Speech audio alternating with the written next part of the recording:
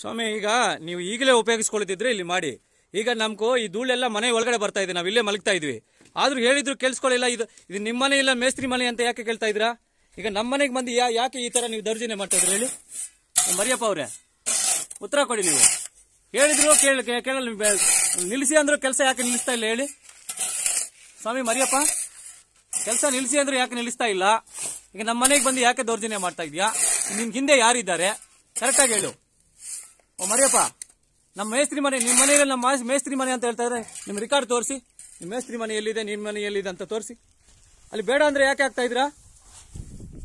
ಈಗ ನಾಗಪ್ಪ ಹೇಳಿದ್ರ, ಇಲ್ಲ ಇಲ್ಲಿ ನಾನು ಬೇಡ ಅಂದ್ರೆ ಹಾಕಕ್ಕೆ ನಾಗಪ್ಪ ಹೇಳಿದ್ರಾ? ಏನಪ್ಪ ಸ್ವಾಮಿ?